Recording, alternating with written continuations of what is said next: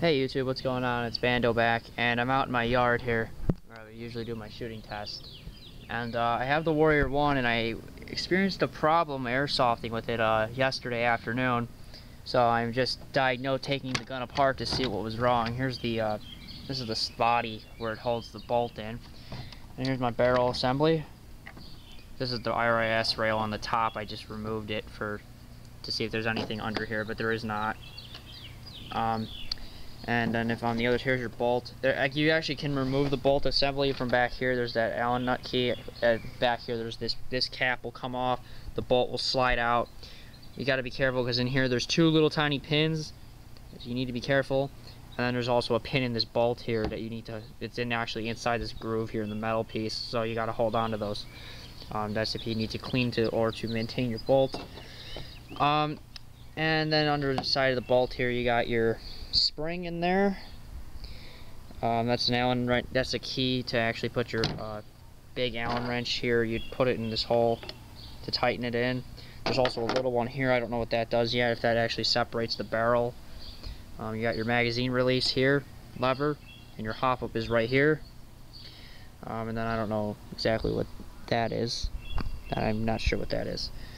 So, and here's your trigger. Okay, so taking the gun apart, I was wondering because you would cycle this, you cycle the bolt backwards. Okay, so you gotta imagine now this is on the upside down position here. So okay, so it's like this. You cycle your bolt back and you pull it back and you push it forward.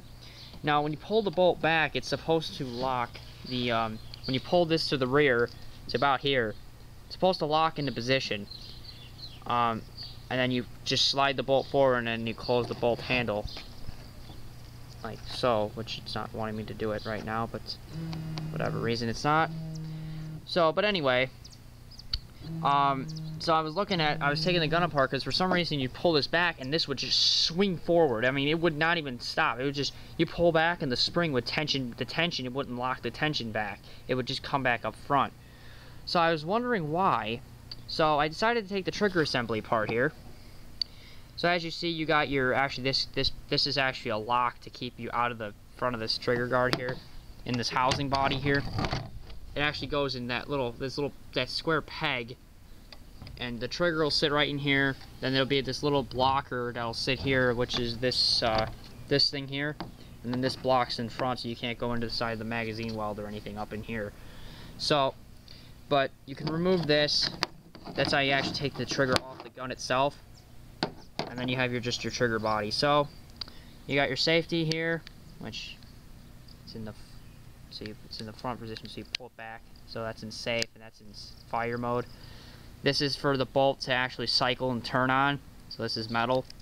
The trigger is, I think, this outside trigger is metal. This inner trigger is plastic, though, I think. But the bad thing is this body is plastic. So looking up here, this is metal. This is actually where the bolt rides on. As you can see, the groove marks. Man, this camera really sucks at close.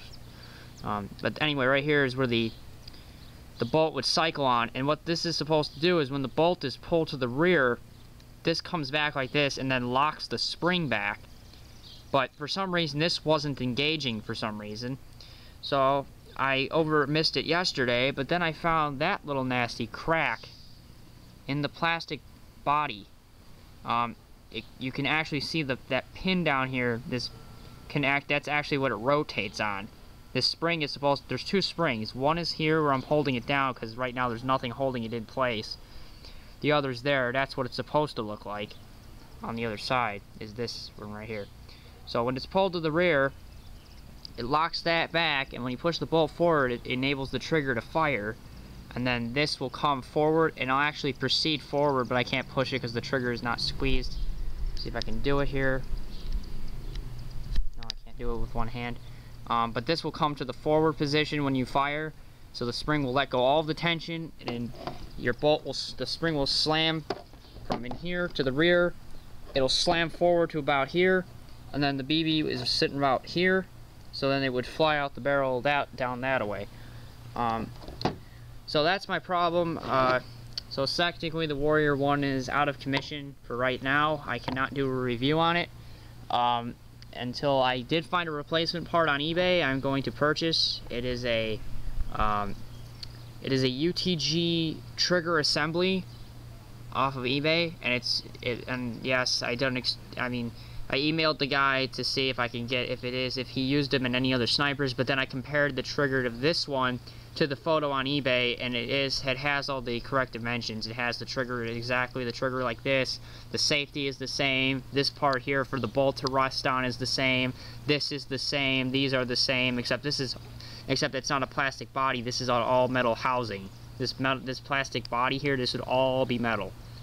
Everything is metal on that body. So I'm gonna order that on Monday, because it's right now. Today is Saturday, the 23rd of June, and so I have to do that. And once I get that done, I will let you know, and I'll get back to you guys as soon as I can to do a review. So until next time, this is Bando 909 signing out.